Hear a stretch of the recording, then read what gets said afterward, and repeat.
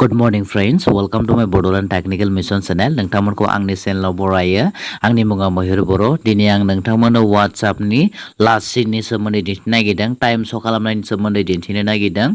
नोंथांमोना नैबे टाइमखौ लास्ट सिनखौ जुदि श' खालामनो गोसो गैयाब्ला नोंथाङा जे माला अन जादोंमोन माला अफ जादोंमोन बेखौ नोंथांमोना गुबुननि सिगाङाव दिन्थिहोनो गोसो गैयाब्ला नोंथांमोना अफ खालामनानै दोननो गोसोब्ला बेखौ अफ खालामनो हागोन।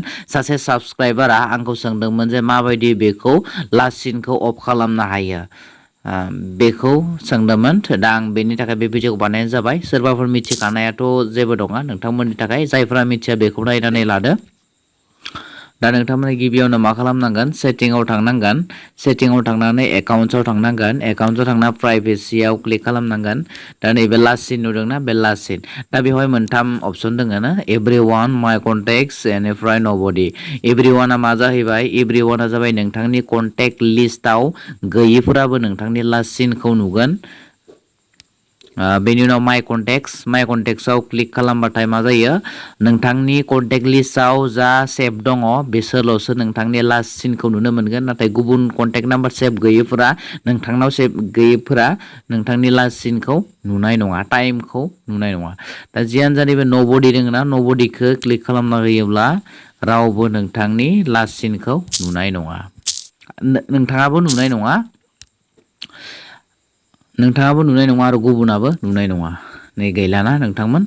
दा जियानो जा बेखौ आं नोंथांमोननो दिन्थिबाय। आरो मोनसे सेटिंस दंबावो, बेखौबो आं नोंथांमोननो मोननैसो दिन्थिखानानै दोननि। दा नै प्रफाइल फट'नि सोमोन्दैबो दिन्थिनि। एभ्रिवान दङ ना, माय कन्टेक्ट्स, नबडि दङ ना। दा बेवहायबो बेनो, एभ्रिवान बा नोंथांनि कन्टेक्ट लिस्टआव गैयिफोराबो नुजोबगोन। आरो माय कन्टेक्ट्सआव नोंथांनि कन्टेक्ट लिस्टआव थानाय फ्रेन्ड्सफोराल' नोंथांनि फट'खौ, प्रफाइलखौ नायनो श' जाहैगोन बिथांनाव माय कन्टेक्ट्सआव। नाथाय गुबुना श' जानाय नङा। नबडिबाथ' रावबो नुखानाय नङा, लोगोबाबो नुनाय नङा। दा बिदि ओमफ्राय बेखिनियानो। ओमफ्राय सार्टआव मोनसे दोङो, सार्टआव खेबसे क्लिक खालामनानै हो। दा नोंथाङा बे स्क्रिननि साइजखौ मिडियाम खालामनो गोसो दोङो, लार्ज खालामनो गोसो दोङो, स्मल खालामनो गोसो दोङो, बे टाइपिं खालामनायखौ। दा बेखौबो नोंथाङा खालामनो हागोन। बेनि उनाव वालपेपारा गेलारियाव थांनानै नोंथाङा वालपेपारखौ सेभ खालामना लानो हागोन नोंथांनि सार्ट स्क्रिनाव सेभ खालामना लानो हागोन। दा जाहैबाय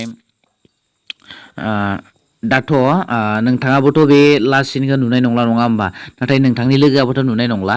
नाथाय नोंथाङा जे नोंथांनि लोगोखौ माबायदि नायगोन बेखौ आं नोंथांमोन एप्स मोनसे दिन्थिगोन। बेखौ आं अलरेडि भिडिअखौ आपल'ड खालामनानै होखांबायमोन नोंथांमोन। थेवब्लाबो आङो नोंथांमोननो दिन्थिफिननि। नोंथांमोना बेवहाय सार्च खालाम, NETWA, नेटवा। नोंथांमोना जुदि भिडिअखौ ब्लर नुदोंब्ला, क्लियार नुवाखैब्ला एसे बोफिननानै नाय, अब्लानो क्लियार नुगोन नोंथांमोन।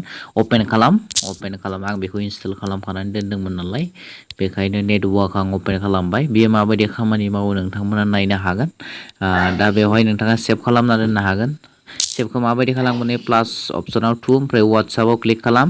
बेनिफ्राय +91 होनानै नोंथांनि जायखिजाया गार्लफ्रेन्डखौआनो जा, नोंथांनि लोगोखौनो जा, सेभ खालामजोबनानै दोनबाथाय बिथाङा मा समाव बियो अनलाइन जादोंमोन आरो मा समाव अफ जालांखो बे टाइमा श' जागोन नोंथांमोन। बे टाइमाव श' जाजोबगोन। फुंनि समाव नैबे जागोन, सानजौफुंनि 12 बाजिनिफ्राय हरसिम नैबेयाव गोग्लैगोन। दा बिथिंगालै मा समाव अन जादोंमोन गासै टाइमानो श' जाजोबगोन नोंथांमोन, अनलाइन जानाय, अफलाइन जानाय। दा बेखौ इउज खालाम नोंथांमोन। बेखिनियानो नोंथांमोन। भिडिअखौ मोजां मोनदोंबा लाइक खालाम आरो शेयार खालाम। आरो माबाफोर सोंनो गोनां दङब्ला सोंनो हागोन नोंथांमोन। थेंक्स फर वाचिं फ्रेन्ड, बाय बाय।